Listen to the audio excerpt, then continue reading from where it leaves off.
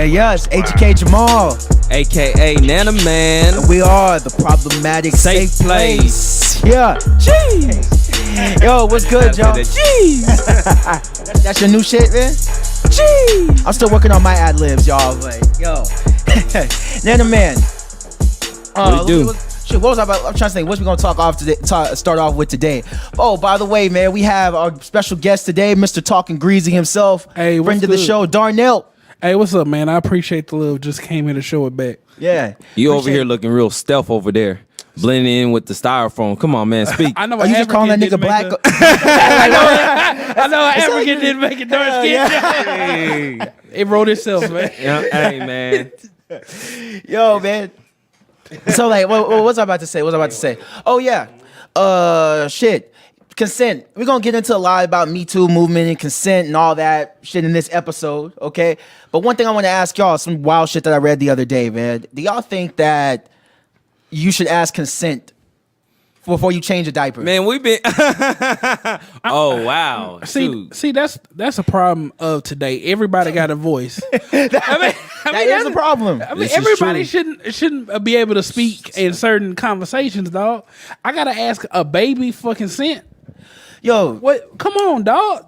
That sounds crazy. You like what happened to in the past? We used to call crazy people crazy. Now That's what I'm saying. Now they're challenged. How could you say that? It's like, come on, man. I mean, it's like we have a mentally ill description for everything, but it seemed like crazy just went out of the window. Man, we just changing the subject, the changing the words. The other day, and this is kind of off topic, but so I was on LinkedIn, and then I seen a person's position was director over first impression. I'm like, oh, that's an executive position. Director over first impression? Yeah, director over first impression, which basically means a receptionist. Okay. Sounds like, what the fuck We is just that? switching up the names, It's just a new name. It's not necessary. Hey, they're crazy, but like Darnell said, they're challenged. Yeah. That's politically correct. Challenge. Politically correct, man. Crazy, like it's like we just did away with the language of crazy as fuck. Okay, like asking a baby for consent. So let me get this straight. You okay with letting this kid? If you let the kid walk around with a shitty ass diaper and get a rash, you're gonna be charged for neglect. But now people talking about, wait, you got to ask the kid for consent?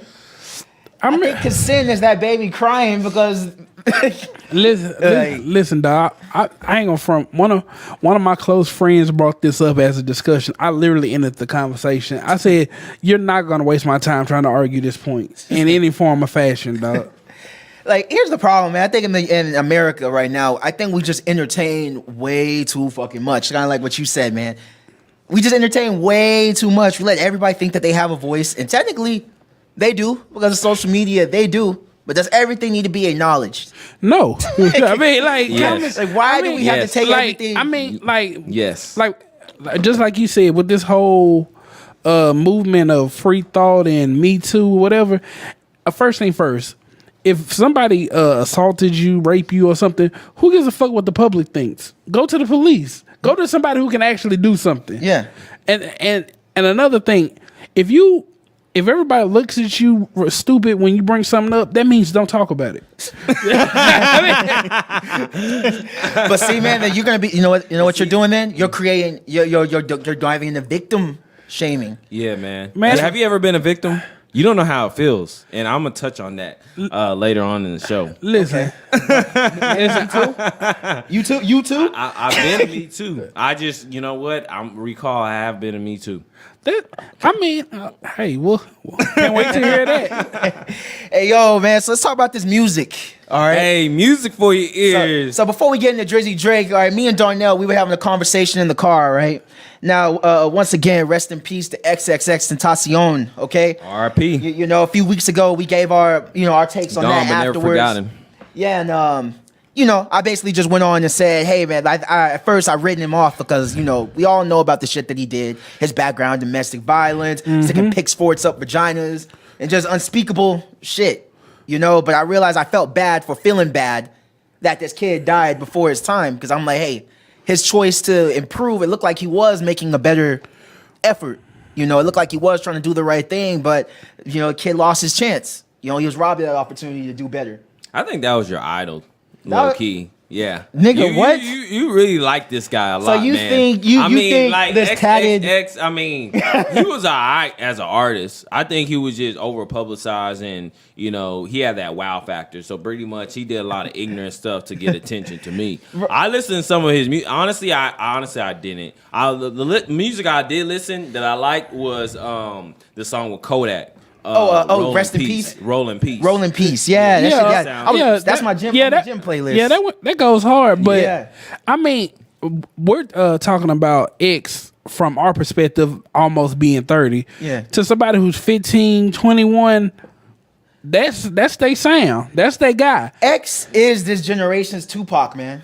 I said it. Hell no. Yo, we did that at the same time. listen, old niggas. All right, listen up. Bro, I'm not even 30 yet. I'm not old yet. But to the still Lils, there. though, to the Lils, To the Littles. you old. Okay. All right, to the Okay, Lils, definitely. you old heads. All right. But listen though, bro, these kids that are 20, 19, 18, there's similarities between X and Tupac if you think about it.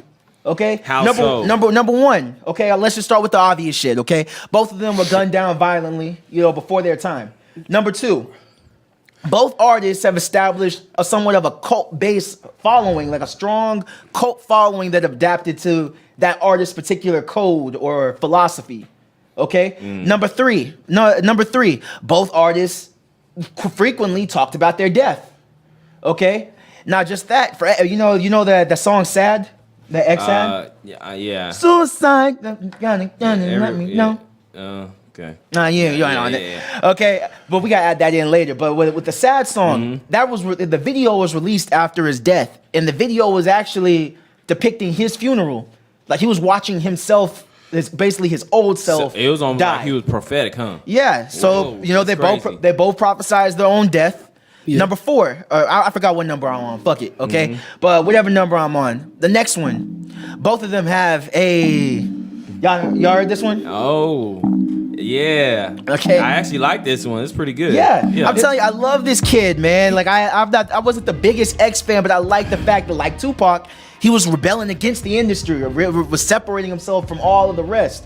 But number 5, both of them come from problematic. Both of them come from mothers with problematic backgrounds, but not just that. Right, I'm gonna have to go ahead and challenge you. Hold on. My second to last point with the moms, okay? Tupac's mom was a crackhead. XXX mom, we don't know too much about it other than she just wasn't involved in his life. But both artists, despite their mom's problematic issues, they still speak very fondly about him. Like X says that his mom is, his best friend and most beautiful woman and all this and that. And Tupac, well, you heard Dear Mama. Yeah. Yeah. But number 7, both of them, whatever number I'm on, both of them had, rap beef with the biggest artists at the time. Yeah. I'm just saying, there's a lot of similarities, bro. And they both started their own brand, their own wave of hip hop. Of course, X thing is the depression shit, which everybody is on right now. But I think true, but that there's a lot of similarities. But at the end of the day, you can't sit up here and say X is their Tupac, because we're not even gonna talk lyrical, but let's talk about influence. Yeah. He just didn't have the time to put in the same type of influence. You're right, he didn't have the time. But you can say the same thing about Biggie. Biggie got 2 motherfucking albums that we say he's the greatest of all time. But that's 2 albums. Did X even drop an album? Yeah, he dropped 2 albums. And you gotta Okay. judge an album by today's standards could be fucking 10 minutes. But an album is an album. He had Kanye, 2 albums. But man, I'm gonna have to challenge you, EJ. Like, What's I up? disagree, and like it's almost disrespectful. You're comparing XXX, whatever his other name is, versus Tupac. Okay. Tentacion. All right. First and foremost, I want to make sure, can you breathe? Because you've been on this guy's dick too long. Okay. This nigga. I get off your knees, please. I want to make sure. Suicide. All right. And then second of all, brother, man, Tupac was a social activist. He came from a social activist background. X Okay, is a and social he's activist.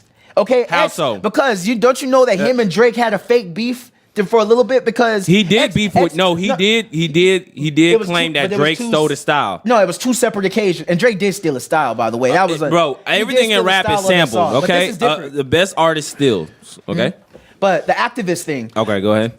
X made a challenge called the Helping Hands Challenge, in which he was challenging people to give money to the poor communities, or give money to the homeless. Literally less than a week later, Drake drops fucking what's God's Plan video. where he donates, where he gives away $1 million to charity. Okay, so that started a video little was beef. shot way before the time period he donated to charity. But go ahead. Yeah, you could argue that, Yeah. but the thing is, we didn't know about what Drake was up to, but X already stated what he was doing at the time. But I'm just saying, X has done a lot of social activist work. Even in that video, in one video he did, he fucking noosed the white, he put the noose on a little white that boy. was crazy. Yeah, he basically hung a young white kid. He lynched the white kid. You know what? Yeah. It's gonna sound fucked up, but I like that crazy shit. Yeah, man. Okay? Darnell, do you got a napkin here? Because he's getting a nosebleed. How much head he's giving this guy? Chill. Bro, Man, listen. it's disrespectful. Oh, I mean, listen. The most to the older generation, this is gonna sound like a disrespect, but I mean, you can't have this conversation without going back into your own past. People that we thought was cold, 2007, 2008. I mean, we thought Shorty Low was the shit. We thought D4L was. Hey, we thought Lil Jon was killing it. Come on, man. Those that are Laffy trends, Taffy. though. But that's different because it's trends, you know, and they were dancing. Yes, I guess X had a more, politically advanced subject matter that he would talk about. Yeah, but he was the first rapper. I wouldn't say he started. He's definitely not the first rapper to talk about depression. I mean, we had Biggie with with Ready to Die, Suicidal Thoughts. But X, I think, is one of the first rappers to make depression his brand. Like, that's his brand of music. That's And a lot all of the other- rappers now. Yes. So Well, I but guess that's it was a what- trailblazer. I mean, Just like with Pac. have you not heard Zero before? Hey, yeah, that's True. Yeah. You listen to Zero, man. One time I got ready for a party, right? And it was my birthday. We about to celebrate. And then they start playing some Zero, bro. I canceled everything. Right. Bro, I start crying me a Fuck river. these niggas. Yeah, straight up. I know mean, they have associates. and then let's keep it real. If you said Drake was jocking X, I mean, Drake sound depressing from time to time. No, but it wasn't the depressed style that Drake was jocking. It was his flow on that song, Look at Me. No. Hey, But he's not the first one to do that, and that's really called, trap rapping. That's that certain cadency. Like, he's not the first. Okay, I call he it might be the swag most rapping, because popular. Trap to me is about selling dope, and it originated in Atlanta. I think that to me that's what's trap. And that may sound like an old nigga to these kids, but to me that's what trap music is. When you rapping about slinging dope in the South. Mm-hmm. To me, that's what's trap. The reason why I don't like X, he didn't look like he took a shower. I'm just be honest argue with you there. Yeah, I just wanted please just take one shower a week. How does it work? Like, is it part of your religion? I mean- you don't wear deodorant. I don't know. Well, the last thing I got to say about X and him being the whole Tupac thing is, I mean, I feel like I will not call him Tupac, but I will call him probably a legend to his generation. I will give him that, because I mean, we just in a different age bracket, and our ears ain't the same musically. Yeah. They haven't heard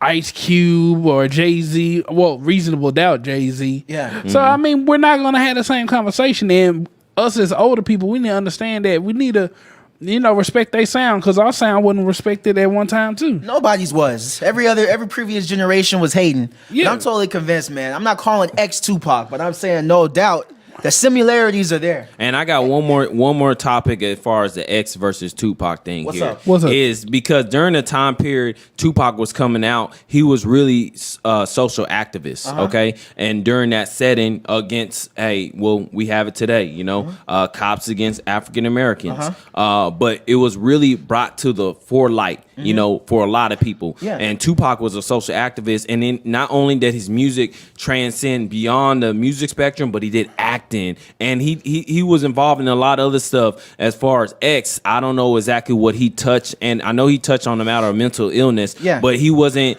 just he was just getting in. Yeah. Tupac been doing it for a long time with underground, whatever, Digital Underground, and a lot of other stuff. And that's the thing. I think obviously it's too soon. It was he left too soon. Premature. Yeah, I can see Eggs, if he was allowed to reach his potential. I could see him pursuing acting roles. I could see him.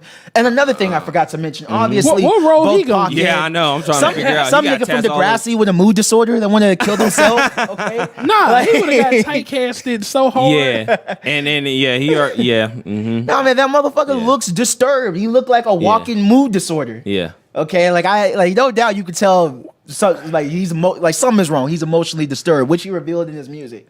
Oh, I forgot the next point. my last point, really. Let's not forget, obviously, both artists are such controversial, polarizing characters.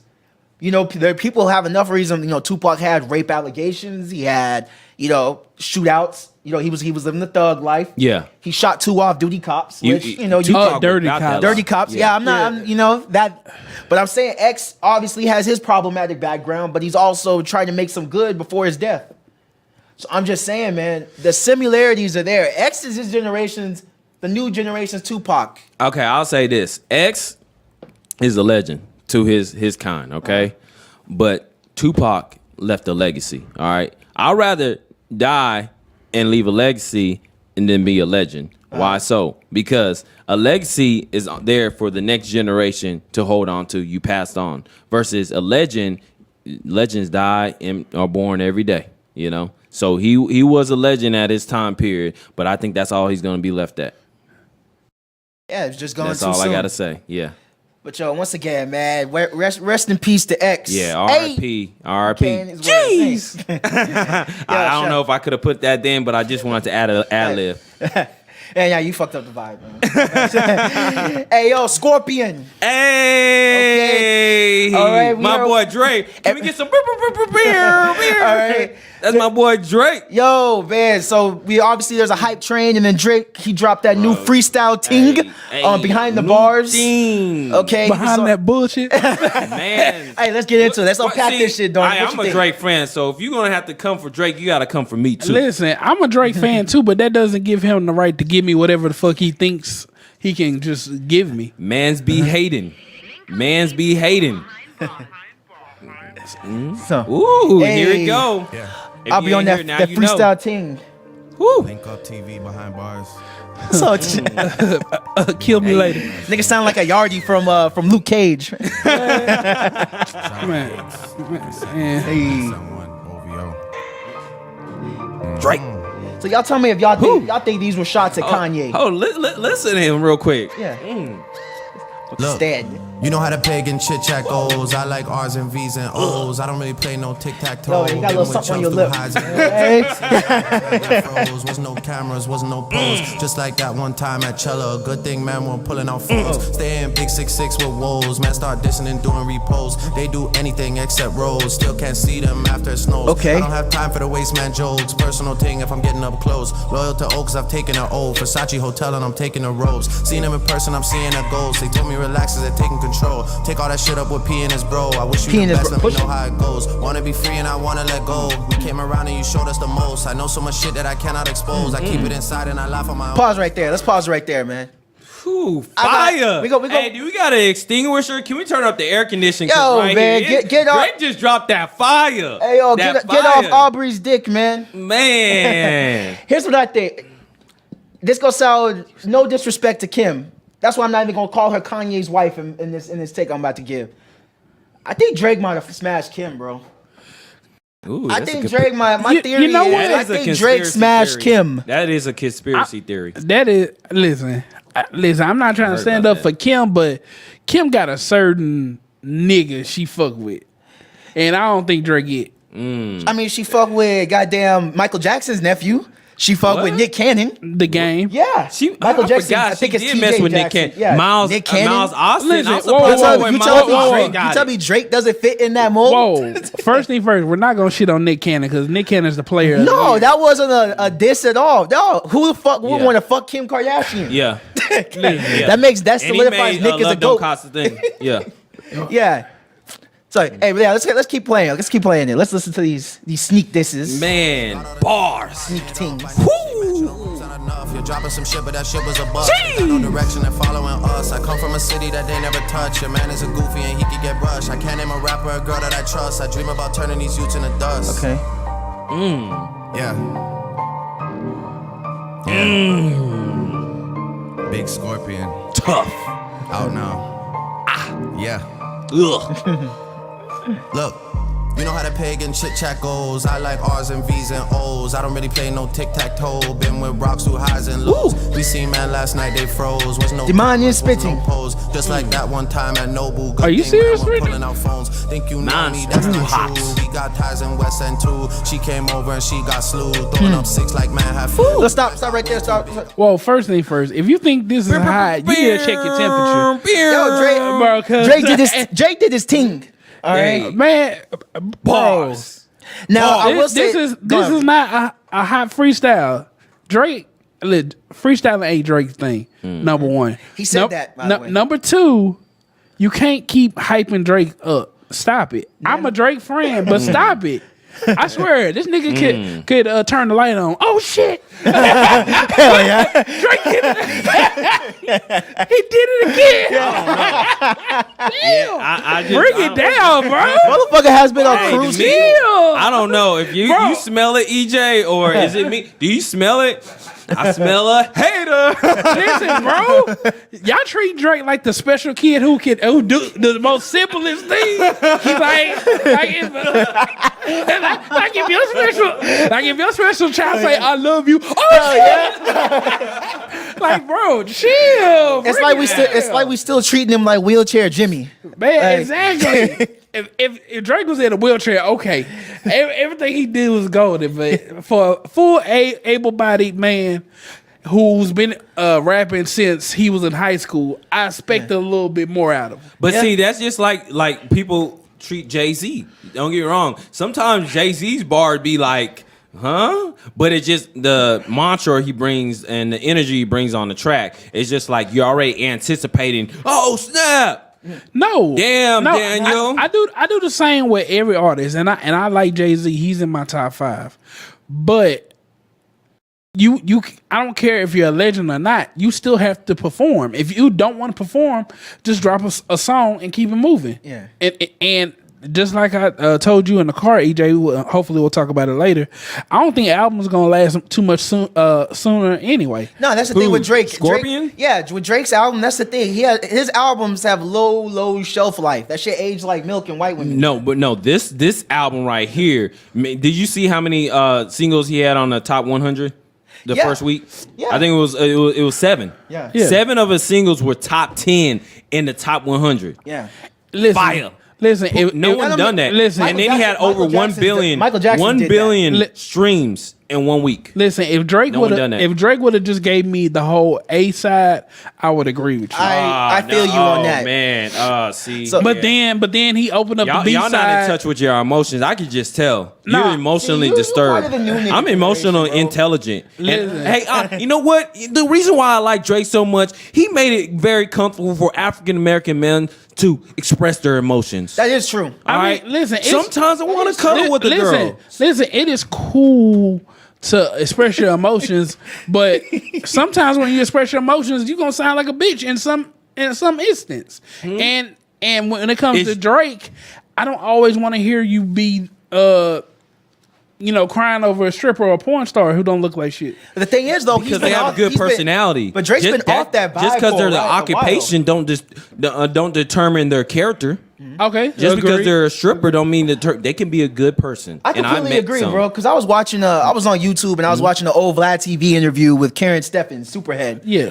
And bro, I'm like, I remember there was a time where we all like clown this chick like it's the biggest thought in the industry. But now I'm listening to her, I'm like, yo, man, this chick is beautiful, man. And she's real articulate. She's giving her points on like, basically the double standards and why she's a hoe, but the niggas that she fuck with isn't. Or then she even made a point where she's like, if I fuck with this regular dude, a mailman, nobody's gonna talk down, call me a hoe. But if I fuck with Wayne or, some other big star, then everybody's gonna be looking at me like I'm being used. So I'm just listening, I'm like, damn.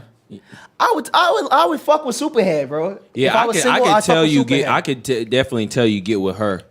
After would. she probably get loose with someone else, she'll probably come back to you. I'm and just give you a saying, kiss. hey man, So. we get everybody sloppy seconds, bro. That's the hard truth. You don't want to admit.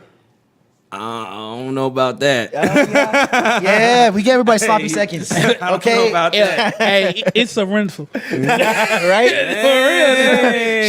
She's not yours. She's just yours right now. So, what about your current situation? Is that someone sloppy seconds? Damn, man. Yeah. Fuck. I mean, I said what I said. Hey, and we live, and we on video. Yo, man, I said Hi, it. Mom. What's up? Yo, man. Anyways, no, but that Scorpion album, fire. Okay, like I said, top 7 of the songs were top 10. Okay, 7 of the songs. All right. But they were basic. Okay, Nonstop was one of my favorite songs on there. That was really good. Don't even remember it. I like Talk Up with him and Jay-Z. Talk Up was all right. I didn't even start listening to In My Feelings till like the second week. Me too. Until I didn't even listen to that till the Kiki challenge. Oh, yeah? yeah, pretty much. That's when I started listening to it. It came up for me, And it shout was out during to my boy Shiggy for do the Shiggy Yeah, challenge. man. Give Shiggy his money, man. Yeah. Okay. Well, he went on Breakfast Club and he doing matter of fact, he was in Dallas yesterday. Oh, that's what's up, man. Shiggy, get your money, man. Get your money, Shiggy. Yeah, but and that's the originator of the In My Feelings challenge. Yeah, I heard In My Feelings just randomly because when I was going through the B-side, I just wasn't fucking with any of it. So I just skipped over. I may have heard In My Feelings for a little bit, and I just skipped over because like the B-side was trash. But then when I heard it come on in my headphones at the gym, I was like, all right, I fucks with this shit. Some I fucks fire. with it. Yeah. But going back to that, man, I'm like, I tweeted because I follow Drake on Apple Music, so I knew when the song was gonna come, when the album was gonna be released, and I was like, as soon as it was released, I'm like, watch, niggas are gonna say classic 10 minutes later. They're gonna call it this album classic. I told 10 you. minutes after, and the album's an hour long, by the way. I'm just waiting for niggas to call this hour and a half long project a classic 10 minutes after it's released. It's a well put together quality album. No, like it I'll was tell not. you, like you say, then like side B, right? Yeah.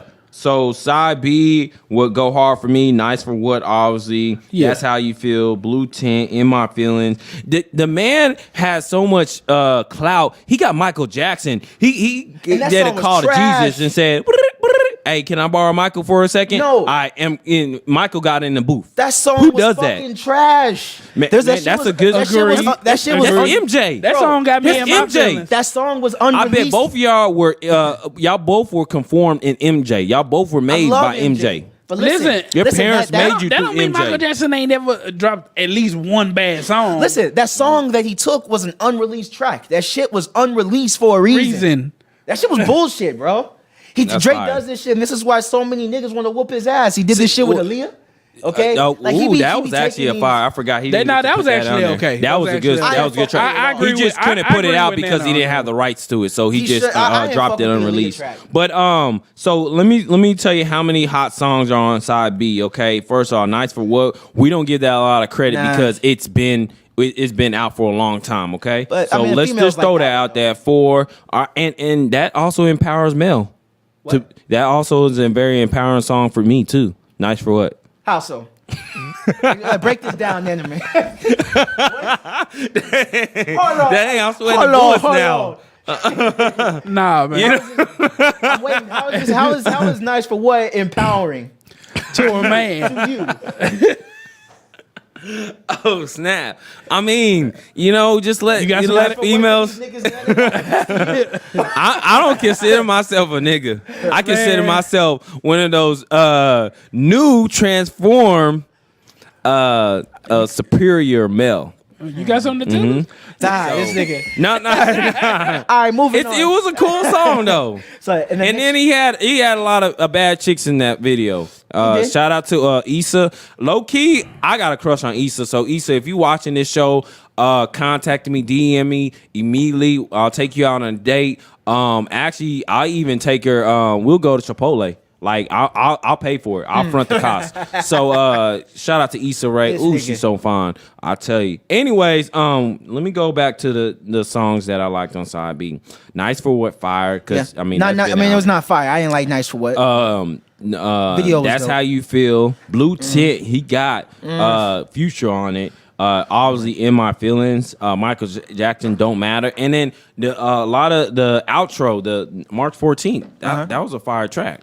I mean, my thing is, my thing is with the even with the B side included, I give this album around a 7 out of 10. If it was just the A side, I would have gave it a 9 out of 10. But I mean, it's an okay album. Yeah, typical. It's okay. Album. That's my assessment. You're exactly. so masculine. You don't want to get in touch with your emotional side. No, The because thing is, I don't go to Drake.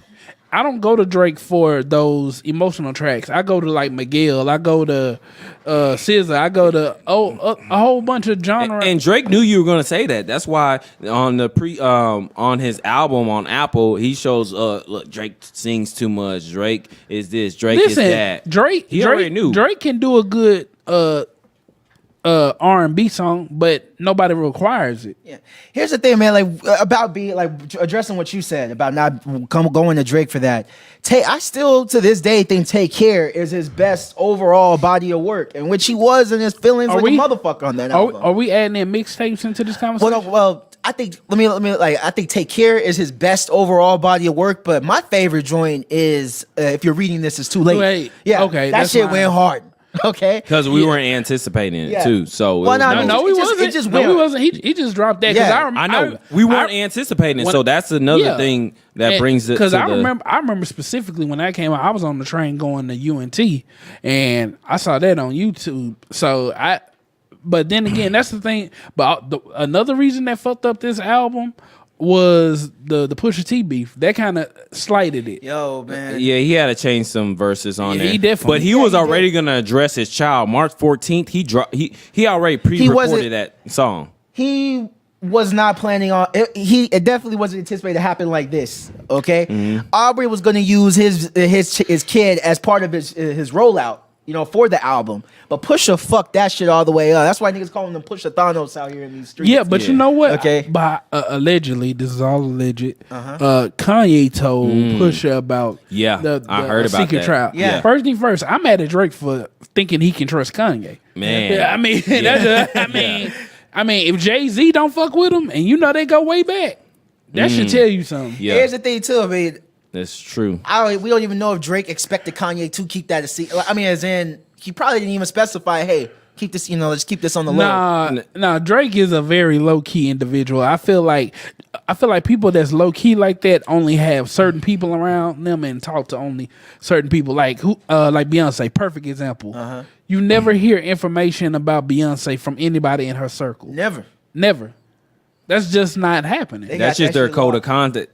That's how they roll. But yes, I heard about the conspiracy theory about that on Joe Budden's show, and he broke it down perfectly. Like, think about it. Drake actually went to Wyoming, and when he helped Kanye with his album, especially specifically help him write that Yikes. Yeah. Okay. That track. Yeah. And he that's why he has a lot of hints in his tracks that it sounds like it's dissing Pusha T, but it's really directed towards Kanye. Yeah, I think his beef is with Kanye more than Pusha. Because even listen to that freestyle on Behind Bars on both MTV. of them. Both of them. He had one. Yeah, I heard and the newest Duppy. one. But and he had one line where he was saying, "Man, throwing up 6 like he had flu." I'm interpreting that as he's talking about the 6 tracks aside from Yikes that he helped Kanye on. He's basically saying those other 6 tracks were trash. Didn't even think about it. Yeah, because he did, or there was, I forgot who put this out there, but somebody reported that Kanye hit Drake up and was just like, "Hey man, we still ain't got one." Talking about a hit. We still ain't got one. We need something. Where you at? Where you at? Wow. So when he mentioned that line, I think when he said, "Man, throwing up 6," at first I thought he was doing, his whole I didn't even think about that. Six God shit. But I'm thinking maybe he's talking about the 6 bullshit tracks. Which I don't think were bullshit. Actually, I do like several tracks on Ye, but I think he was calling them trash, and he's saying the only song that was good was the one he wrote. I mean, when we talk about Pusha T and Kanye and all that, I mean, when it comes to Kanye, I mean, lyrically, Kanye is not in my top 5 or top 10. Not at all. Not lyrically. I mean, we go to Kanye just for his lifestyle. Yeah, and his beats. And I mean, and let's keep it real. Lyrically speaking, lyrically speaking, who would you fuck with more, Drake or Kanye? Who that what? Lyrically, who would you fuck with more, Drake or Kanye? Drake, obviously. So that just goes to show. I mean, Drake might have a point to some degree. I'm not saying And plus, Kanye is rich enough to where other people can write the shit. No, here's the see thing, that though, thing about Rich is what's the name on one of the songs? I think it was on Mob Ties. It was a song on Drake's album. He said, "Y'all." He said something about y'all just start getting money off the reality checks. He was dissing Kanye a lot. Like Joe Budden broke it down, and then on his first freestyle, which I don't know if you heard it, because this freestyle, then he did another freestyle in London. He got on something. He said, "I'm just worried about the music while y'all worry about making shoes." Yeah. He said that. Yeah, he said that. I don't know if he said he said that again, because I know he said that. Well, on we know he ain't talking the behind the bars. Yeah, and see, that's the thing too, man. I think Pusha is like Kanye, because like you were saying, we just answered the question: who's better lyrically, Drake or Kanye? Obviously, it's Drake. Obviously, it's Drake. Mm-hmm. I think Pusha is like Kanye's lyrical bodyguard. Okay, like you throw shots at Ye don't do his own work. Okay, he send Pusha to fucking body that nigga. Yeah, okay, yeah. Pusha is Kanye's lyrical shooter. Yeah, okay? yeah. He's a sniper. Because get me wrong, Yeah, if anybody else beyond that wasn't as big as Drake, they would have got killed after what Pusha did. Okay, the only reason Drake is still here is because he's Drake and he's already acclaimed superstar. Yeah, but he still, he got wounded from that. Yeah, that was straight strategic art war type shit. I know what song that Drake, and we're gonna, if you can play this song, it's called 8 out of 10. All right, play that 8 out of 10. Drake, we're gonna analyze that. Drake has a lot of shots directly at Ye. Okay, he shoots at Pusha a little bit, but directly at Ye. All right. Yeah. And keep in mind, it's a Boy Wonder beat too. Yeah, you know, shout out to Boy Wonder. Yeah, you know, Ye and Boy Wonder, they do a lot of work. They're both, and this is a Boy top Wonder 10 beat. producers. But you know what? I mean, I think we need to just understand, especially at this point in Drake's and Kanye's career, that overall we're just gonna get, just throwaways until it's time for them to retire. Nah, far from it. This album wasn't a throwaway. There was no passion behind this album. Yeah. No, I mean, let's be honest. Me being a Drake fan, I fuck with Drake for his passion for the game. Like, if you're reading this, it's too late. Yeah. That was a passionate, I need to get you type album. Yeah. This right here, like I said, 7 out of 10, because if we're doing Drake against Drake, 7 out of 10. If we doing Drake versus everybody, it's a classic. So, which I hate to say it, this shit wasn't. The thing is, I hear everybody, all the fans. I'm not mad at people's opinion, but to me, drum was just all right. All right, fair. It was just all right. It didn't feel like he was any bit passionate in this album. I didn't see Drake didn't give us anything that we haven't gotten before. It just felt like, even when he was bringing up his kid, it just felt like he was just addressing. It just felt like he was solely for PR reasons, just addressing the rumors without even. He addressed the rumors without addressing Pusha. Like, we all listening, Drake. We're all listening. You know, no shade to Kanye. If I was Drake, I wouldn't take nothing Kanye do or say too personal, because A, that's his personality, and B, I know I'm better lyricists than him. And then also, if you want to go there and say Drake need work, where else can Drake go? Because he's top 3 being regular. Yeah, let that sink in. Top 3 artists right now being regular. Drake. Where else can he go? What new can he give to the game without him culture vulture? I mean, he's already arguably. I think he's not. Arguably. Yes, he can be a culture vulture. Let's be honest with it, but he supports the culture and backs it and put people on as well. Yeah, Drake has put a lot of people's career, like the on that Kiki song. He got the city girls on there. Yeah. He'll put random people on his track. JB Block Boy, Lil Baby. Fetty Wap, we can go down the list. Matter of fact, I'm about to start a new career. Drake, hit me up. I need you to co-sign, and it'll be like that. You know, Drake will hop on your track. I think Drake will, at the end of the day, be considered one of the best. But I wouldn't call him the best rapper. Drake will hop on your flow too. He will be one of the greatest. Which rapper doesn't besides Jay-Z? What, that doesn't don't switch the flow up like that. I mean, what do you mean Drake? I mean, no, Jay-Z does switch the flow up. Yeah, but he ain't stealing from them. No, yeah, exactly. That's why I compare Drake and Kanye. I mean, Drake and Jay-Z, not because of lyrical content, but because of they're able to adapt to the new changes in the game and switch their flow up and put out a relevant album. Except with Jay-Z's last, most recent 2 albums, he created the whole grown man hip hop thing now. Hey, So I like that. I like The it. 444, it was a pretty solid album, man. Man, I think what was very impactful in the album was the video to the story of OJ. Yeah. That was very, visuals are very important, and they painted it perfect, especially that cartoon character. Like, hey, at the end of the day, you still a nigga. Yeah. You can do all this stuff, but guess what? You still a nigga.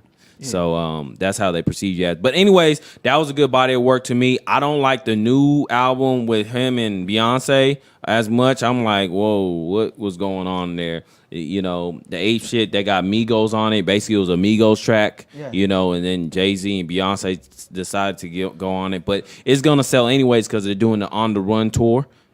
I think they were actually on tour, and then they just dropped the album. Yeah, definitely. They do that stuff for PR stuff. So I wasn't. What you think about the album, Darnell? I didn't listen to the Beyonce and Jay.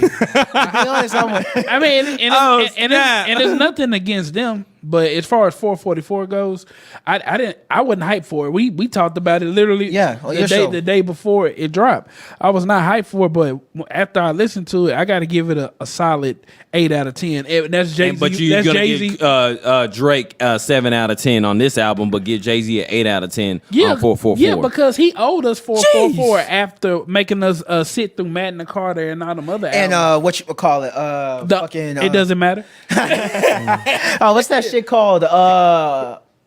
Not before Magna Carta. It was the one with Show Me What You Got, Lil Mama. Show me what you got. I forgot. I forgot the album. Yeah. Anyway, last thing about Drake. Okay, can the man lose at this point? Ooh, Drake is hot. Man, it's gonna take somebody come from the underground organically just to come to the top, man. Drake, I'm not gonna lie, man. Drake, my guy, and then probably pretty soon, me and him, we're gonna collab on something big. So y'all just watch out for that. Shout out to Jersey Drake, man. I see you, man. Man's hot. Okay. Yeah, man. It's like Darnell. I agree with you, bro. It's like a special kid. You cheering for the special kid every time he performs. It's like at this point, man, Drake is on cruise control. Exactly. Okay, like nothing He's too clever. He can put out. He's not even clever. There's no cleverness. Drake can put out anything. You know what? I would rather, but he doesn't. Though. Listen, that's the thing. I would rather Drake go back to acting for a little while, then give us an album, then just give us. He is still acting. Yeah, the whole Yardy persona that he's putting on with the Link TV, Well, can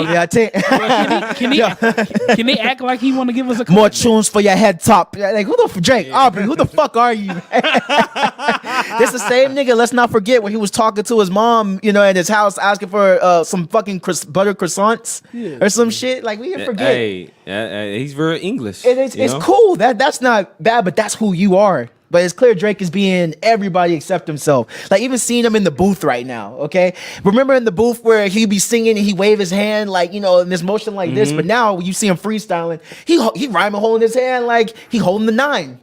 Okay, but see, that's called progression. Like, whoa. Hey, listen, we all got Throwback Thursday and Transformation Tuesday, so it's called progression, okay? He's progression. Why y'all hating on Drake like that, man? You light skinned. You should be on his team. I'm like, am I light skinned, bro? No, I've got mixed reviews on this. I don't know what the fuck I am, honestly. So people, y'all see the video, hit me up. Let me know if I'm light skinned as fuck or if I always think of myself as a dark skinned nigga at heart. Like I really do. I never thought of myself as light. But bro, you definitely I think you're Drake's target demographic. I'm more of a Cole guy. Nobody. Kendrick, I'm a Kendrick guy. Okay. Let me where Cole come from. I met Cole, man. Yeah, shout out to Cole. By Cole the way, has man. a very niche market. Yeah, a very niche market. But it don't matter. There's still pandemonium. I don't even say if it's a niche market. After you make it to that level and that platform, it don't matter what you drop. You're gonna have sold out shows. Okay. Let's just be honest with it. Now he's just I don't know what he's doing, but that's just I like Cole because at any time when he raps in style, it's just where he's at in life. You always know where he's at in life. It's weird. All right. It was a little weird. Word.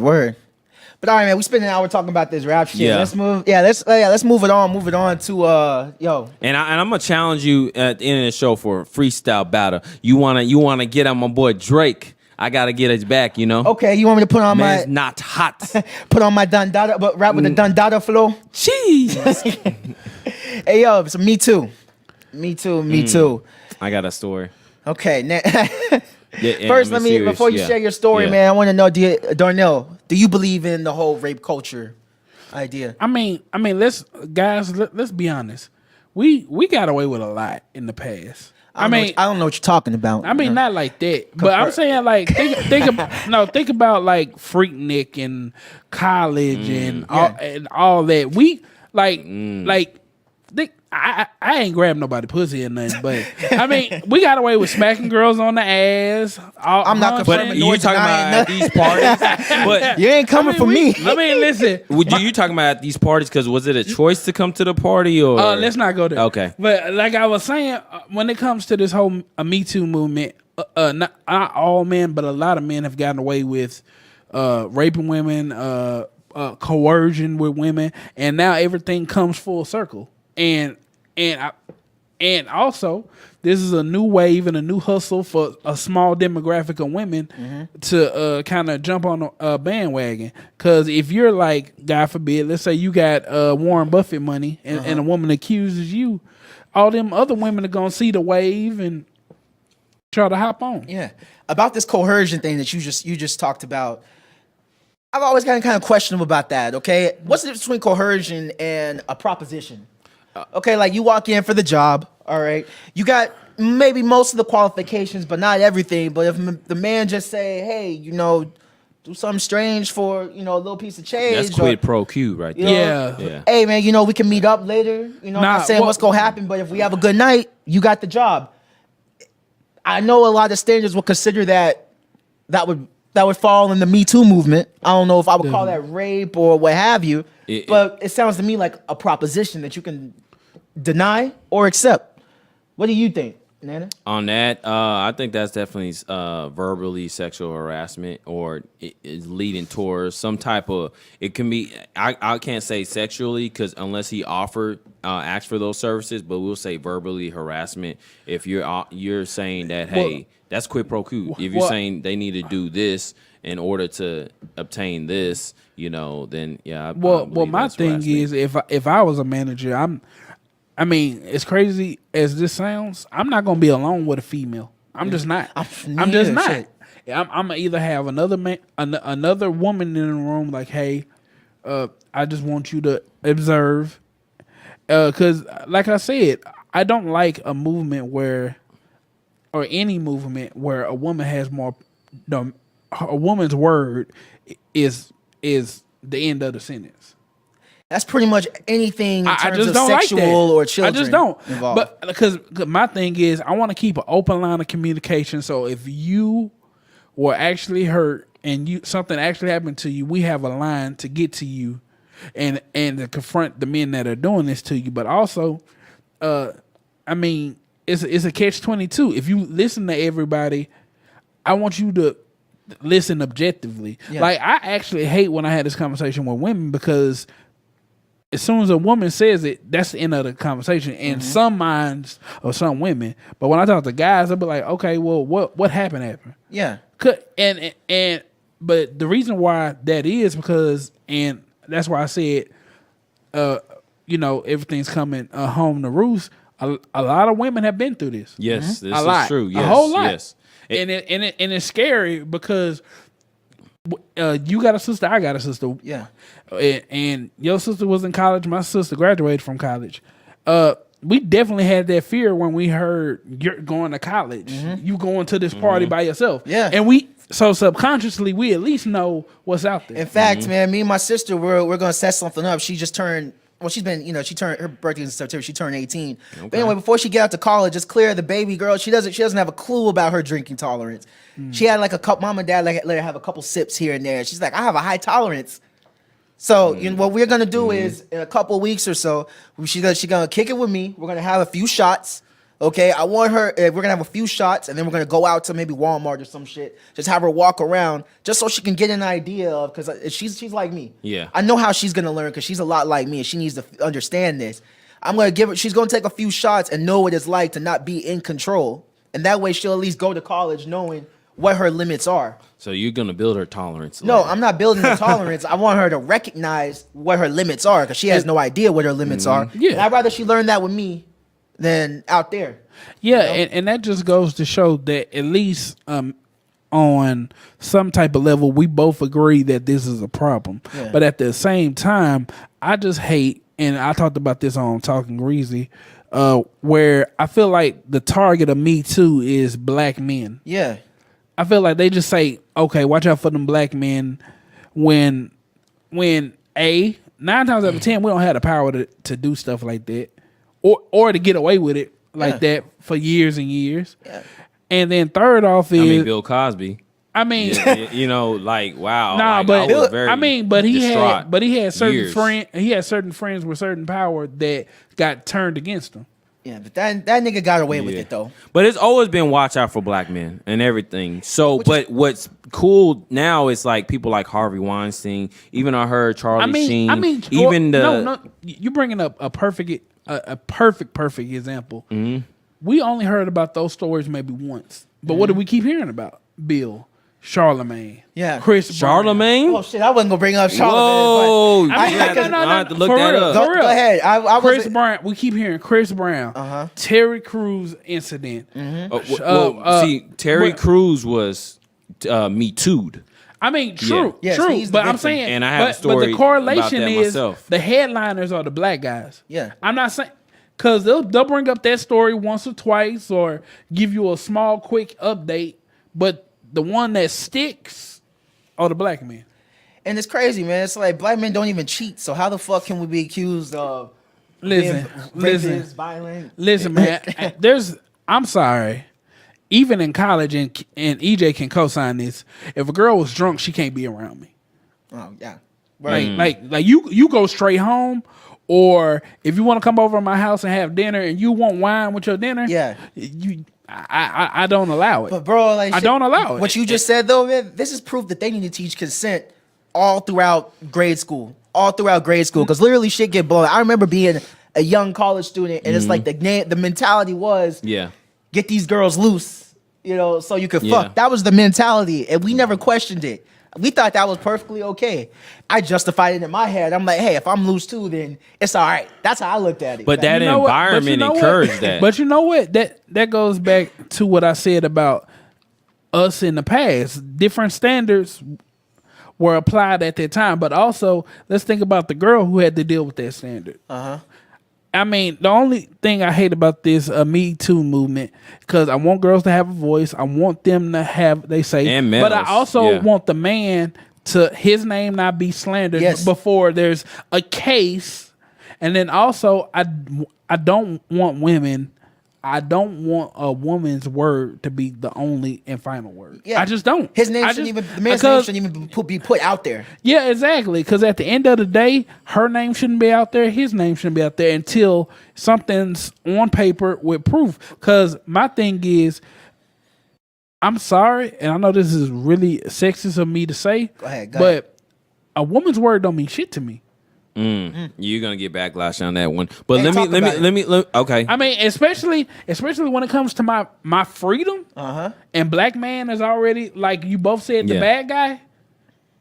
I don't want your word to be the final word. Well, see, check this out, Darnell. Okay, on the Me Too movement, you're talking about you don't want the man's name to be out there until we get proven until found innocent until found guilty. But that's the whole point of the Me Too movement, to give people a voice, because they've been suppressed for so long. They'll go up to people or people of authority or thinking they can trust them, like, hey, this person been sexual harassing. Well, let's keep it real. When it comes to the Me Too movement or being accused of rape, black men have always been accused of rape. So let's get that shit. You are guilty until proven innocent. Thank you. And let's keep that real. This is white men versus white women in this Me Too movement. And another thing, people really forget the process of being raped or sexually assaulted, because I do know some women personally who were in those situations.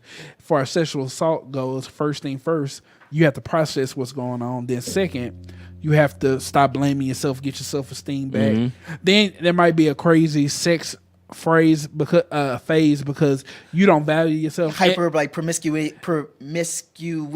Yeah. Like y'all know what I'm trying to say. And then after that, maybe it might be a year, it might be 5 years from now, then they get the courage for it. And granted, and let's just make this clear, like, because what you're saying is true in some cases, but let's just make it known though that's not there's no general way to handle it. Everybody deals with it differently. Yeah, there's no general way to deal with it. And also with this crime, most women don't get the courage for it till years afterwards. And to be honest with you, I don't know how long the statutes of limitations should really be. And that's why they just passed this new law that coming out here with Terry Crews, the whole Me Too movement, him being an advocate.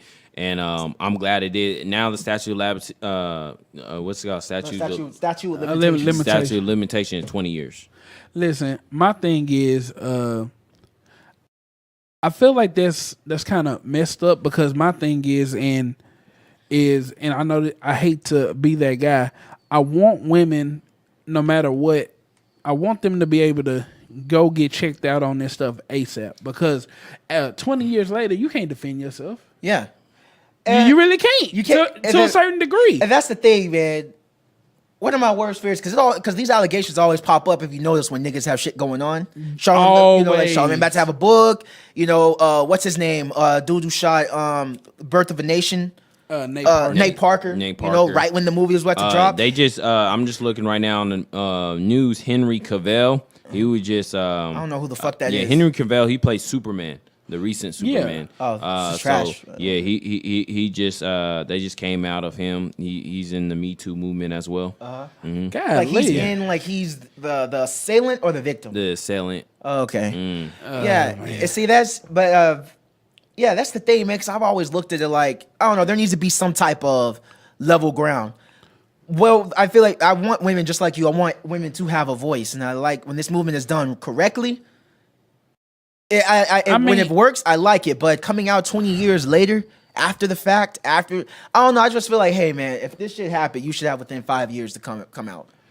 I think that's a healthy time period, because after that, you can't even defend yourself. You may not even be able to recall what happened. I disagree with that. Right? Like you don't even remember. No, imagine you having to recall sex you had, or allegedly sex with a woman you had 5 years ago. You can't remember the exact night, the exact mood, the exact whatever. Depending how good it was. But you still gotta be accountable for your consensually. You gotta still be accountable for your actions there. And like both of y'all guys are talking from a perspective like, okay, that you haven't experienced. These ladies have experienced, and it changes allegedly. Or whatever, allegedly change your whole mindset, traumatize. I mean, it's a lot of things that goes into it that has. But you know what the thing that kind of trips me out is, it's only men, and like they just threw Terry Crews. I feel like the only reason they supporting Terry Crews so much is because then it doesn't look like a witch hunt. I feel like they just going after all these powerful men. Yeah, I get what you're saying. It's both sides, and y'all. I think y'all fail to realize. You keep on saying women. Males get sexually assaulted. We too. do, but I have a story myself. Well, okay. we definitely need to hear it.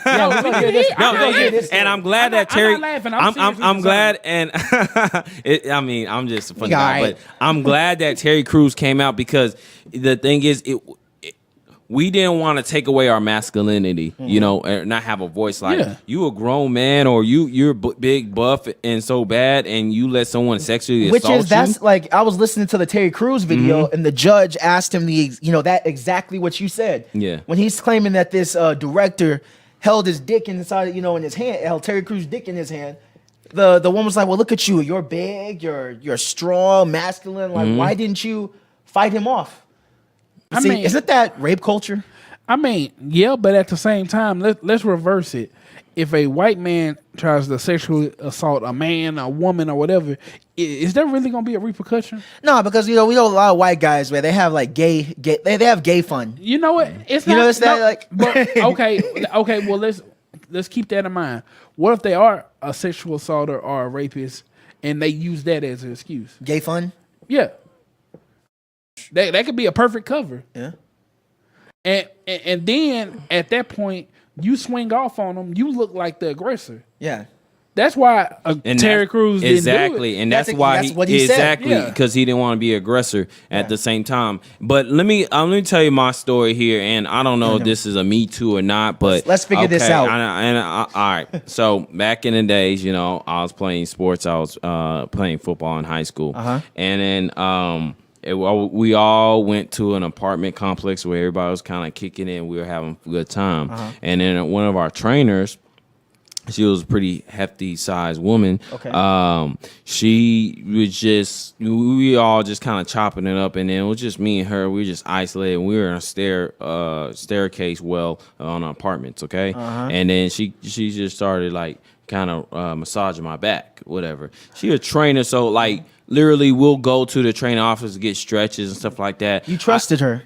Yes. So I trusted her. So I didn't think nothing of it. I'm thinking, man, yeah, we were in pads or whatever. Maybe she's stretching me out. Okay. I didn't think nothing of it. And then we just, we just having a intellectual conversation and things of that nature. And then I just felt a little wetness on my back or my neck. I'm like, what's, is it raining out here? And then and just a little bit more. And then I was like, what the heck is going on? Then I turned around and then, I looked at her. She looked at me. I was like, what's going on? And then I just left. So- what would y'all think of that situation? That wasn't Me Too. No, and I'll tell you why. It looked like you gave her the look like you weren't into it, right? Far from it. Okay. Yeah. And she stopped because you say you left. Yes. See, I define harassment by you expressing that you don't consent and the person is still doing it. I consider that harassment and possibly later on could turn into rape. But if she was just soliciting pussy and you declined in some way and she stopped and you left, I think she was just shooting her shot. Well, you know what? But you know what? Let's shot verbally or physically. Which one? Hey, man. But you know what? But you know what? Let's keep that same energy. If it was a man doing that, it would be considered sexual harassment. Well, see, I say that it will be, but see, It will be. but I see it This the is same true. way. But I'm not the one that's making the policies out here. But I see it the same way. I'm like, if a man tells you have a nice ass, I don't consider that sexual harassment. Okay, I don't consider that sexual harassment. And another thing, a lot of females be saying I have a nice booty too. What am I supposed to do? Tell them to look at you for your mind. And then on one time, another story here, I was back in El Paso. I went to a club, right? And then, we rolled with some guys, whatever. And then a girl came straight up to me and grabbed my dick. And I didn't even know her. I was like, what's going on? She want that. She said, I want that. I said, hey, man, I'm from a gated community. I don't know nothing about this. What she look like? I don't know. I really don't recall. I don't think she was that attractive. It was in the club and it was dark. But yeah, man. So that's the thing I have about it with I don't sexual know, that- harassment. It's that's like weird. where does it become? What's this like? It's almost like soliciting dick is now seen as harassment on all fronts. Like the man can't even shoot a shot anymore. Listen, I don't even jump in nobody DMs unless it's business related. Same. Trying to holler at a girl shouldn't be this tricky. Now, I should be respectful. I should watch what I say, but at the same time, I want free range to try to shoot my shot. But now, should I corner a girl, horse a girl, or anything like that? No. But my thing is, let's keep the same energy. You got all these stipulations for men, but women can get away with a lot. Like just like he said, women came up and grabbed this dick. And no court case, no nothing. Yeah. You walk up, grab a girl pussy, and see if you go home. Yeah, because that's the thing. We look at him, I mean, like, not us, but I'm just saying, guys, look at this situation with Nana. A girl grabs your dick, and they'll be like, nigga, you hit? And you'd be like, I know. And if you were to say, I was uncomfortable, guess what they'd be saying? Exactly. Gay! Yeah. Shout out to Listen, brilliant idiots. You had this is true. This is true. You had a right to be uncomfortable. Yeah. Because when it comes to sexual harassment, it basically boils down to, do you feel comfortable with this person? And did you tell this person no? And if you unattractive, you already just made it that much more harder on yourself.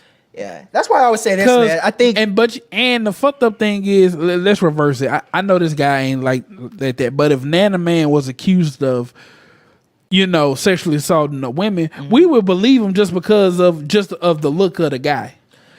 we would believe Nana or the girls. No, we would believe Nana over the girls. I don't know. No, that's real. Okay, let's flip it. If they accuse Flavor Flav of raping women, would you believe it? I'm going. Yeah, I'll definitely believe it. See? I knew it. I knew it. You be like, You're right.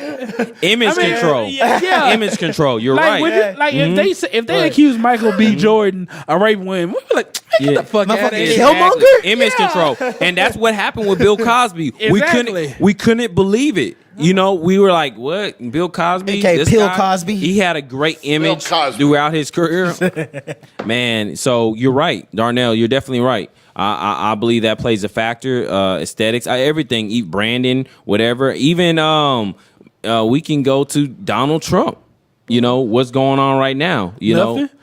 What you talking about, the whole grabbing pussy thing? Yes. That shit got blown away. Now, look, I'm not a Trump supporter by any means, and I don't give a fuck if you are a Trump supporter. But in regards to that whole grab the pussy thing, that shit keeps getting taken way out of context. I mean, the whole point he was making is once you reach a certain celebrity or certain status, you can make certain moves on women, and they're not going to. But see, you're justifying his actions. No, I'm not. I'm not justifying his actions. EJ, I'm explaining. EJ, you know that he was accused of touching like an underage. She was a supermodel. Oh, that. Yeah, see, I don't know. I've read a little bit about that. So, Not in detail. I mean, there's some weight to it. That's a different story. And Agreed, I'll agreed. evaluate that. I just need to read more about that one. That's a different story. But in terms of the grab the pussy comment, that kind of leads into my theory, which is it's only sexual harassment if the guy's unattractive.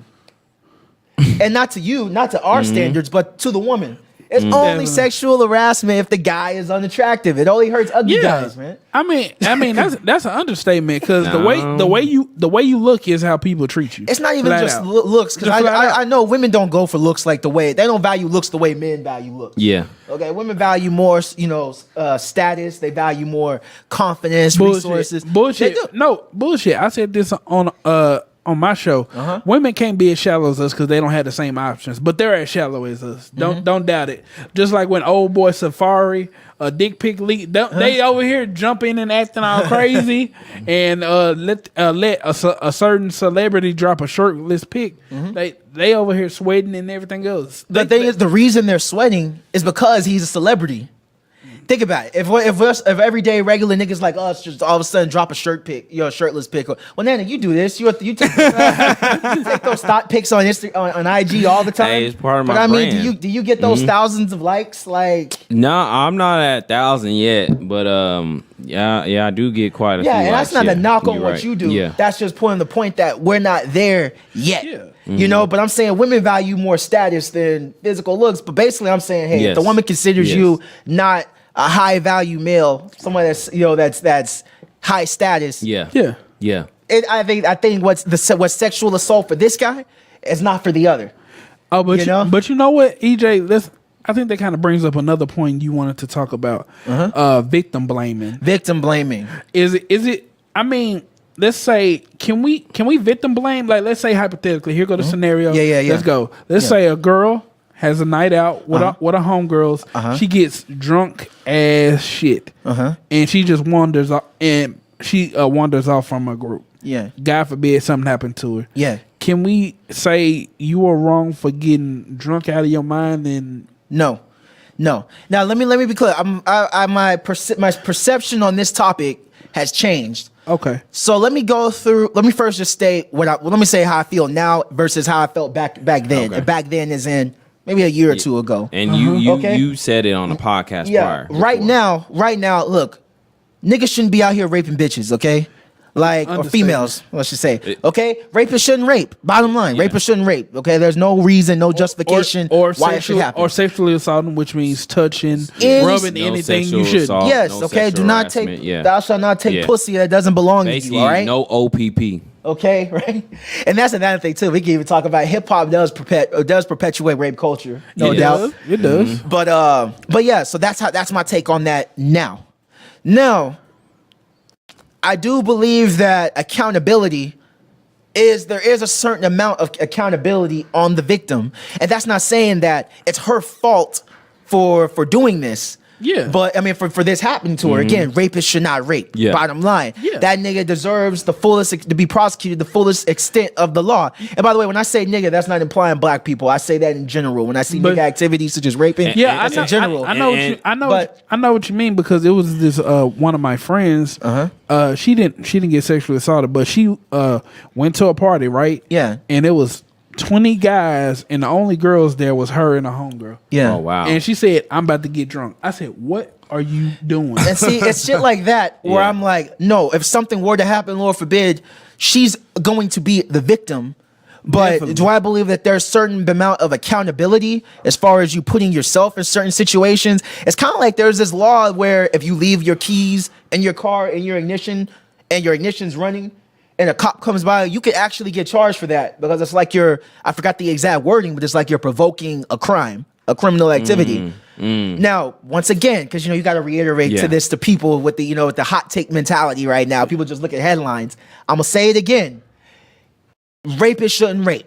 All right? If that has happened to you, if you've been assaulted, you are the victim. But am I saying there's not steps that you can do to possibly lessen the chance of these certain things happening? Because let's just be honest, rapists are going to rape. Yeah. Okay, you could be a perfect, Catholic girl, by everything, and you still get assaulted, unfortunately. But I'm just saying, I do believe in a lot of cases, though, there are certain steps a person can take to prevent some shit happening to him. I'm not gonna go into an all Crip neighborhood wearing all red. All right, look at Tekashi 6ix9ine. Okay, over here trolling all these fucking gangsters and shit. But okay, and because look, perfect example with Tekashi. Okay, he 6ix9ine. went to what that block place, O Block. Yeah. And the funny thing about that video, he said he went at 10 p.m. He went like at 4:30 a.m. Yeah, the birds were chirping. And then they showed a video camera from a traffic stoplight, and he hurried up and got in the car. For 10 seconds. Matter of fact, a lady was shooting his video, and he got in the car way before her. Yeah, that nigga was in and out in under a minute. Like, because it showed the time on the security footage. Yeah, I think that nigga got out of the van, he shot his little video, and he was in and out of that shit in a minute. Yeah, and it was like, but you know what? One thing that scares me about most women, they're too trusting of their friends or male friends. Yes, and then sometimes they're too trusting of the environment. They like, in their mind, they will be like, I should be able to go to this party, get drunk, do all these drugs, and go home. In a perfect world, you should be able to. In a perfect world, unfortunately, that's not where we at. Which is like, I even tell, like, when I used to have this job, I work with teens a lot, and I knew, and a lot of girls, they would, a lot of kids would walk home, and I would even say things like when it gets like close to 5 or 6 p.m. I would tell them like, hey, because they like to walk with their earphones in, and sometimes I felt weird just seeing the girls walk by themselves in this dark. Yeah, me too. But I don't have control over that. I can't just leave. Especially like if their parents don't pick them up for a while, I would wait out there with them. If it was nighttime after closing. But anyway, I would tell them, hey, make sure you don't have your earphones in, listen to music while you're walking by yourself. That's not to say, I'm not calling her saying it's your fault if something happens to you. I'm saying alert, so you can be alert of your surroundings. Yeah, you know what I'm saying? But that's the carefree attitude most women have, because as men, we're alert to what's dangerous. Like, I would see women hang with certain dudes. I'm like, do you know that dude? I know who that is. And like, you may not want to chill with him, and not even that he's a rapist or nothing, but this dude about that life, and anything can pop off at any time. And I will see women talk to drug dealers, talk to guys that are about that life, and they be like, "Oh, that won't happen to me." Yeah. What you talking about? That my boyfriend's a drug dealer, but what that got to do with me? Cardi said it on her album. She was like, she date niggas that she like niggas that in and out of jail. Now I thought that was the realest bar of that entire album. I'm not gonna lie. I love the honesty. Recall that, but that's yeah. She really said good. she like niggas that are in and out of jail. That's Cardi's thing. You know. But I guess to what Darnell's saying and EJ, you are too. It's just that we all have to, develop consciousness. But just like when we're driving on the road, being a defensive driver, you also have to be very aware of your environment and how you carry yourself and who's around it as a whole. And one thing y'all keep on saying is ladies. It happens to males too. Males get taken advantage of. Well, yeah, I was gonna bring up 6ix9ine though. Like let me finish 6ix9ine point. Okay. So like with 6ix9ine again, we were on victim blaming, right? Mm-hmm. Yeah. Okay. We talk. Okay, 6ix9ine is going around trolling everybody on the Test My Gangster World tour. That was started by Dom is Live on YouTube. He came up with that term. But basically, 6ix9ine been going around trolling all these gangsters. Talking about I'm gonna pull up at these cities that he's so called banned in. Yeah. All right. And the thing is, we all are watching for some shit to happen to 6ix9ine. Y'all may not want to admit it. He's but asking for it. Checking our updates when he dissed Chief Keef and Lil Reese and them. We all checking our updates like, man, when this nigga 6ix9ine gonna get shot? Or this nigga 6ix9ine gonna get fucked up? And here's the thing, man. If he does get fucked up, are we victim blaming? Or is everybody gonna say, hey, he put himself in that? Are we gonna say he put himself in that predicament? Or are people gonna say we're victim blaming? See, that's a different category. We coming from, this guy is actually provoking people and, to physical violence or, altercation versus people who are in that Me Too movement of sexual assault. But as far as 6ix9ine, I don't care about him. He's asking for it. He's provoking. He wants but it, a lot of niggas, so see, a lot of people would say a girl who's walking around here half naked, drunk, in a place around a bunch of dudes, she's asking for it. See, she looks like to it. make to your point, which with I that disagree with. It don't matter if you're wearing half a dress or a full dress. It can happen to you either way. Yeah. And the 6ix9ine is different. Like, yes, you can get shot anywhere, but he's really asking for it. True, but whether it's male or female, you have to be cognizant of your environment. If your environment, like EJ said, if you're going to a Crip neighborhood with all red, man or female, you have to be aware of that. Just like as a woman, if you're looking weak and vulnerable or looking open to a person with that mind frame, you look like bait. Yeah, that's why I tell girls, man, ain't no such thing as a nice guy, just a patient wolf. That's not to say that men are rapists. I didn't say that to say that all men are rapists. I'm just saying, man, a patient wolf. Wow. A patient wolf, man. I'm a patient wolf, but not without consent. You know what I'm saying? Man, let's talk about this LaShawn McCoy situation. Okay. Man, that one was pretty deep. Let's go ahead and give the viewers an insight what happened. Okay. LaShawn McCoy, he's the Buffalo Bills NFL running back. And his recently, it happened about 2 days ago, his ex-girlfriend was physically assaulted, and also she burglarized at her home and actually had to go to the hospital it was pretty graphic when they showed the picture of what happened to her face. But anyways, they're going through I don't know if it's a custody war, but big bad separation. I'm not sure if he was married to a girl, but he was with her for a long time. And so rumors had came out that the assailant was LaShawn McCoy. But they got that cleared up. It was pretty bad because her face was bad. And especially what was going on in NFL. You got Ray Rice about 2 years ago when he hit his own wife. And people's careers has been demolished over that, and which obviously should be the case. I mean, that doesn't justify what happened. But just like that, social media can turn somebody's career, has control of someone's career that powerful. That's scary to me. But anyways, I listened to, I'm not sure if y'all ever listened to the 911 call on that one. Did you listen to that one? The 911 call? Yes. Yeah, I was listening to the 911 call earlier today.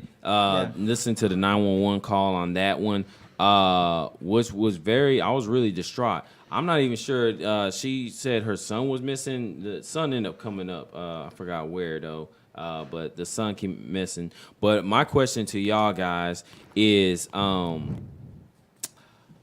you think what do you think the actions are going to be for LaShawn McCoy's situation? What do you think is going to happen to him as far as his career in the NFL? Well, that goes back to that whole narrative of black man rape that you brought up.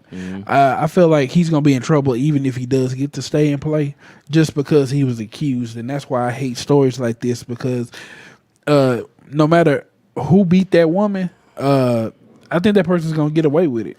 Yeah. And then let's say, God forbid, this was all a whole situation to falsely accuse him and to get him back for not doing something or whatever conflict they had. She's gonna get away with it.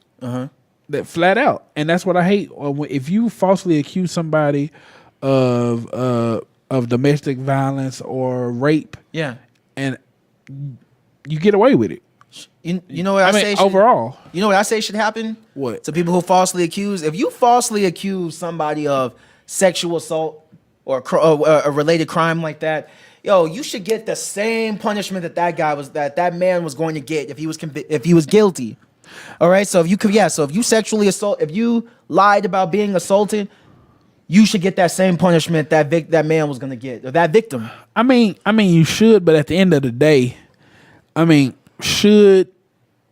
maybe what it is, for at least the time being, most people just gonna get away with it. The only reason some people get tripped up in this and even get a sentence is because they lied, they perjured themselves. That's the only reason they really get a case against them. Otherwise, they get away scot-free.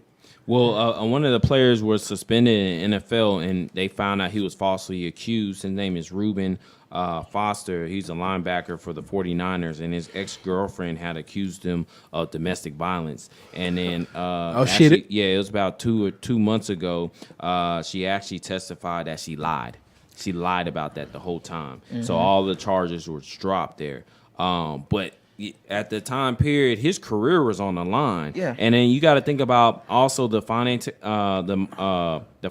aspect. You got to pay for lawyers and the time, and then the stress that you cause for that person, and nothing happened to her. And you know what? And that's the one thing. I don't even care if you're a man of memes, especially if you're a man of memes. But when it comes to men, I say this time and time again, there are certain women you should never mess with, especially when you got money, because then women are now a liability. But how you know that? On instance, you're in love with this person, and then things don't transpire the way you want. Now, sometimes should the man be held accountable too for breaking her heart? No. Okay, no. Here's the catch-22. Like, if a man gets you a broken heart, he might get mad, he might fight the other dude. But there's a ceiling to what a man will do when he's angry, that there's a breakup. When if a woman is angry at you, there's no ceiling to what's going to happen. Because there's no ceiling. Because the most overlooked thing in our society is women with anger issues. That's the most overlooked thing in society, is women with anger issues. Of course. And me and EJ, and this is going to be on one of the episodes, we had invited one of our guests that was one of our exes. And, obviously during the time period that, things were ending, there were some misled words that this person put on that person.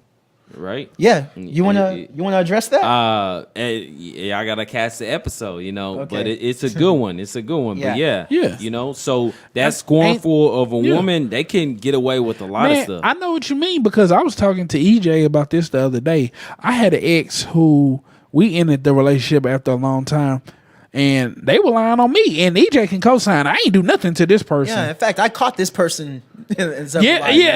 Yeah. Okay. Not even in the relationship. This nigga done caught her. Yeah. Okay. So that's the answer to your question, Darnell. It's like, you saying that these guys shouldn't date these type of women. How you know that? How would you know that? You don't. Exactly. It's like, but then again, that's why, and women gonna give me slack for this, but who cares? That's why men are never in a hurry to date, because we know the bullshit that comes with it. It really is like a game of Russian roulette. When you think about it, it's really a game of Russian roulette. Definitely. Yeah, but as far as like, victim blame for sexual assault, yeah, man. If you blame the guy, if you lied about that, because that's the thing what women don't understand too. Again, I'm all for victims speaking up for what happened to them if they were truly assaulted. But I do have to say, hey, be very aware of what it is that you're about to say, dude. Because once you pull that trigger, that bullet's not going back in the chamber. Because even if, let's say, you exaggerated certain details or you just blatantly lied, you get to live your life scot-free. Meanwhile, that stigma is over that guy all the time. I know this sounds fucked up, but I mean, women don't have to be accountable. Like men are accountable, but because there's no ifs, ands, or buts. What you do, what you say comes back to haunt you. But a woman, she never has to be accountable on average. A woman can be ain't shit her whole life and destroy everybody's life she come into contact to. Yeah. There's no repercussion to it. Now, if every woman you sleep with, you get pregnant, you do doggy, and you treat them bad, you're paying for all of that and then some.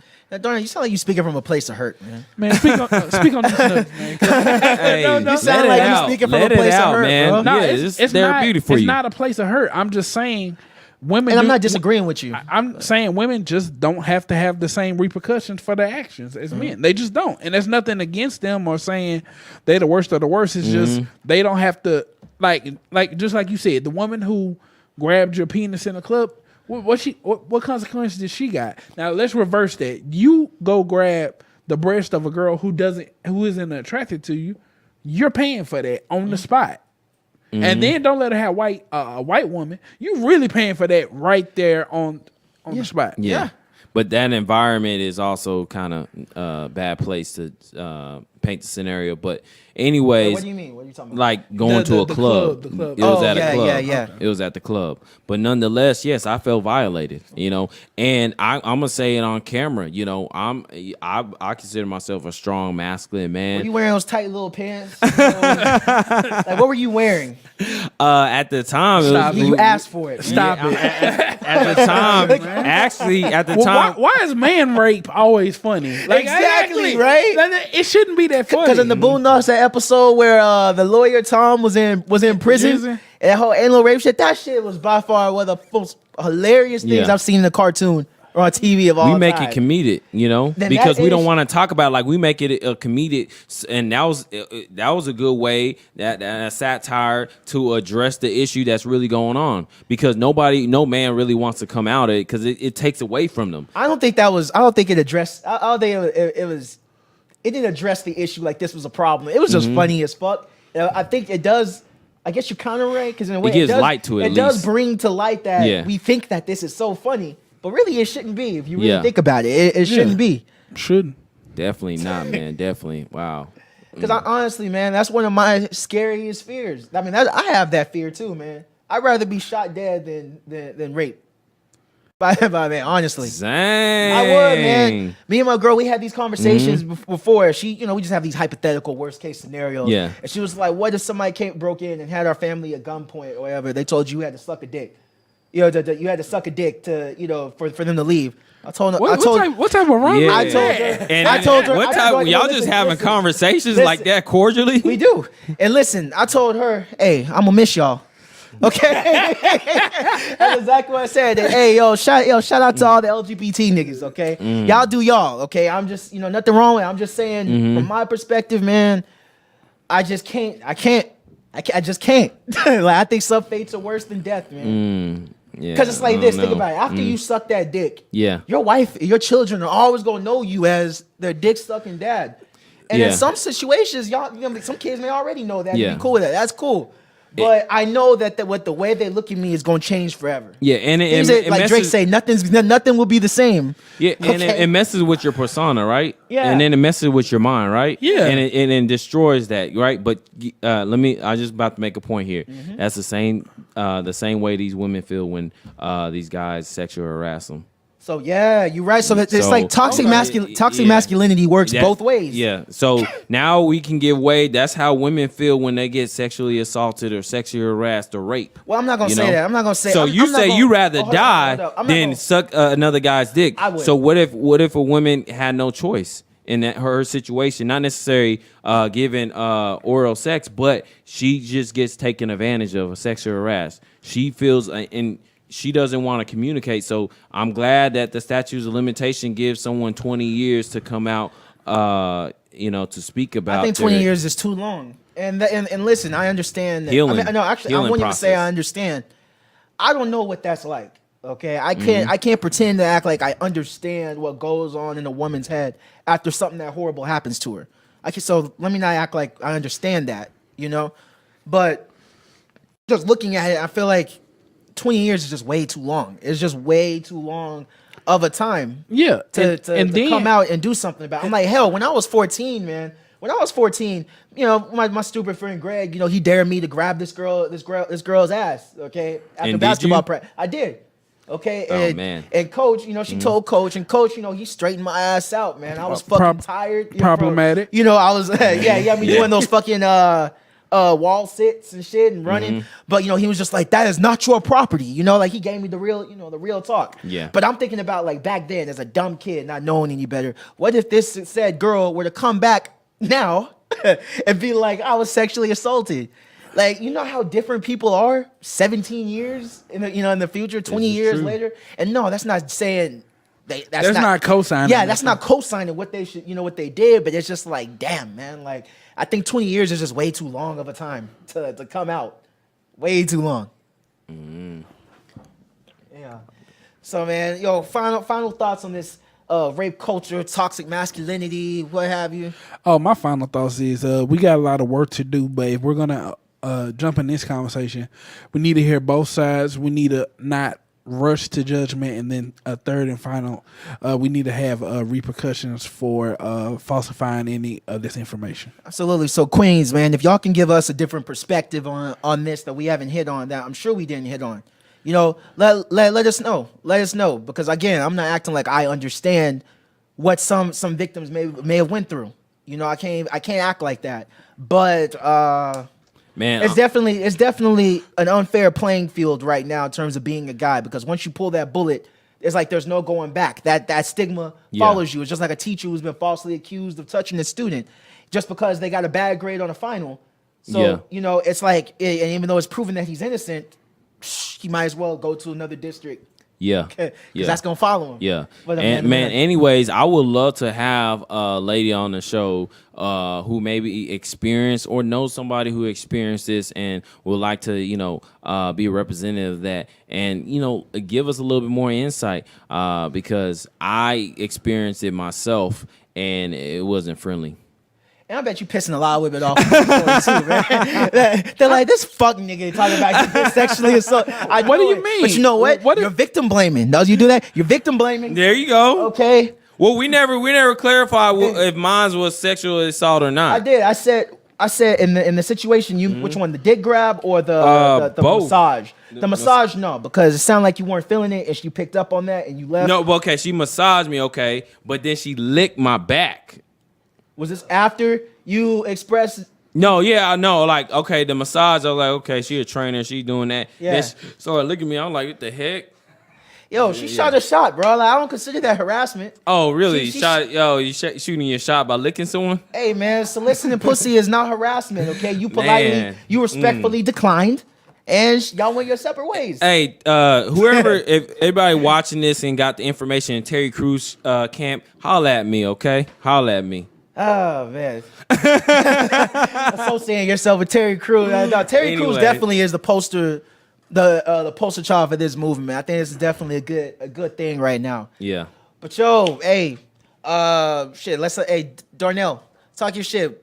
Anything you want to tell the people? Hey, man, I got a podcast called Talkin Greasy. Shout out Talkin Greasy. I mean, EJ's been on there for all the time. Hit me up personally at Darnell Does It on Snapchat, Instagram, and Twitter. Also, if you'd like to be a guest on the show, hit us up at talkinggreasy@gmail.com. And if you got any comments on what I said, or you got a good topic or advertising, hit us up at 469-454-8231. Appreciate it. Hey, yo, and as usual, man, you can find the Problematic Safe Place on Apple, iTunes, Google Play, Spotify, SoundCloud, Stitcher, iHeart Radio, pretty much everywhere. And also watch us on YouTube. Hey, follow us at We The Safe Place on IG and Twitter, or go to website wethesafeplace.com. You can follow me, Ejike Jamal, on Twitter. That's and Instagram, EJikeJamal. Nana, man, talk your shit, man. Man, ladies, you can find me on blackpeoplemeet.com, Christian thirsty Mingles, nigga. and I do like long walks in the park, stargazing, and just kind of having deeper conversations. Nah, I'm joking. Anyways, no, follow me on social media. Patient please. Wolf. I'm on Facebook at Nana, Nana, last name Agyeman. On Instagram. Hold on, underscore. That's important. Yeah. Nana underscore MANNN. Oh yeah, see, I was just about to tell my Instagram. I said Facebook. Instagram, my IG is at Nana Nana underscore MANNN, 3 N's, and then follow me on Snapchat at Nana Nana underscore MAN for all of the problematic safe place updates. And other than that, that's all I got. Hey yo, shit. That's all we got, fellas. Hey, can you take us out an 8 out of 10? 8 out of 10. Can you play that? Hey.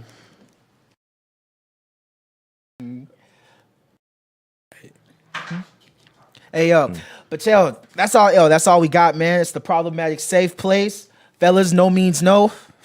All right, and shit, we out. And take a shower.